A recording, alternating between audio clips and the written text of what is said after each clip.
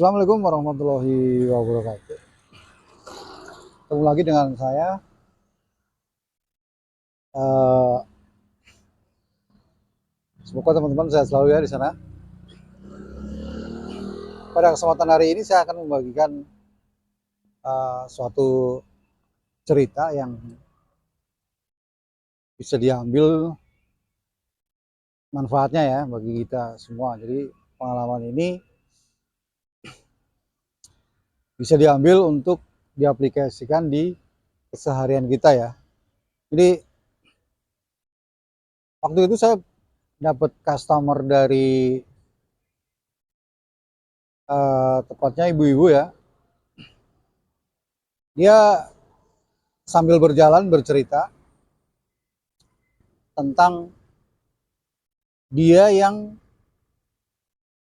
habis terkena musibah ya. Jadi bisa dibilang musibah ya. Ceritanya begini. Beliau memesan barang. Sedangkan beliau ada di kantor, ya kan? Nah, kebetulan yang menerima ini adalah dari si Pak RT ya, pekerja rumah tangga ya gitu. Nah, setelah si driver ini nyampe di tempat rumah, yang menerima adalah si pembantunya ya. Bahasanya pembantu aja lah. Si pembantunya. Nah, si pembantunya ini lupa tidak memberikan informasi ke si majikannya ya. Artinya adalah miskomunikasi. Nah, yang lebih parah lagi adalah si majikan ini tidak mengecek di aplikasi kalau si barang ini sudah nyampe, ya kan? Begitu dia buka-buka aplikasi, tahu-tahu dia langsung main laporan saja bahwasannya barangnya belum nyampe. Ya, secara otomatis dalam eh, aplikasi ini bila mana customer ini melaporkan bahwasannya barang ini tidak nyampe, itu secara otomatis akun drivernya akan dinonaktifkan, ya, akan dinonaktifkan sementara sampai dengan ada banding ke kantor ya. Jadi keesokan harinya si driver ini balik lagi karena merasa barangnya itu sudah diantar dengan sesuai dengan alamat, sesuai dengan notnya begitu. Dengan sangat misal kali si pembantu ini sampai keesokan harinya pun belum memberikan ya. Jadi disitulah miskomunikasinya. Nah, alasannya karena barangnya itu ada di pembantunya, yaitu dia lupa menaruh di dapur. Nah, kayak gitu. Alhasil begitu si driver ini nyampe rumah, paketnya baru ketemu bahwasannya sudah diterima sama pembantunya, ya kan?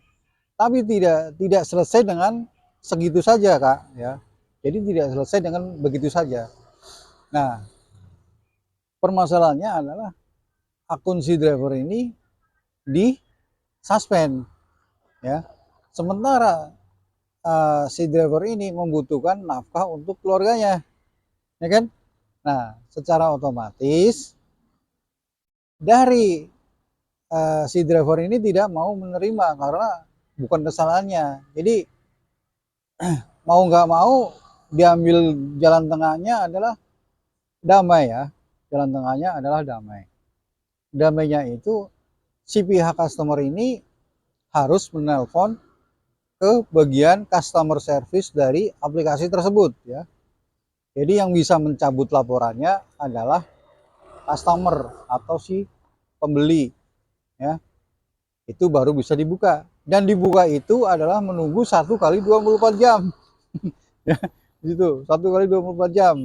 Nah, sementara 1 kali 24 jam artinya si driver ini sudah tidak ngebit 2 kali 24 jam, ya, 2 kali 24 jam.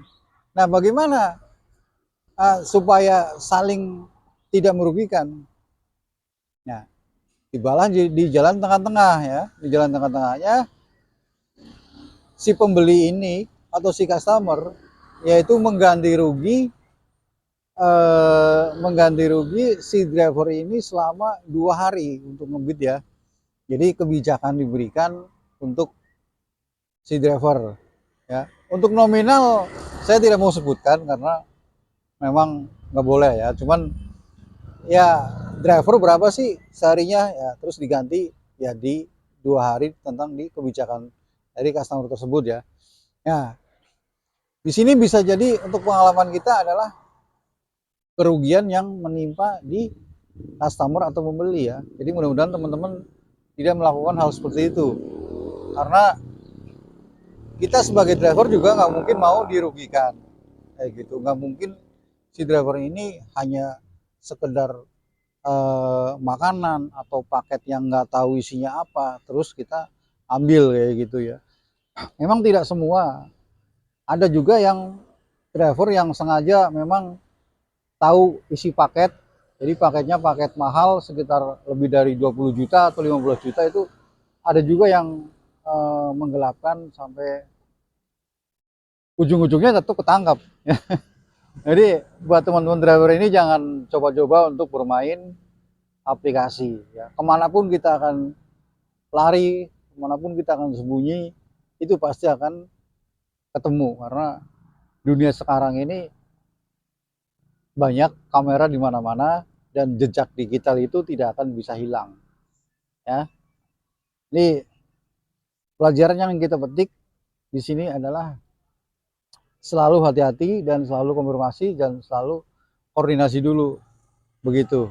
Bisa chatting dulu ke drivernya, Kak, yang menerima barang siapa, ya, gitu. Nah, ini buat pengalaman buat teman-teman supaya tidak terjadi ke teman-teman semua, ya, khususnya untuk pengguna kayak gitu. Dan untuk drivernya juga seharusnya mengabarin kalau bahwa sana yang menerima ini adalah si pembantunya, ya, supaya tidak ada miskomunikasi dan tidak ada permasalahan di belakang, ya. Itu saja dari saya sharingnya, mudah-mudahan bisa bermanfaat, diambil hikmahnya.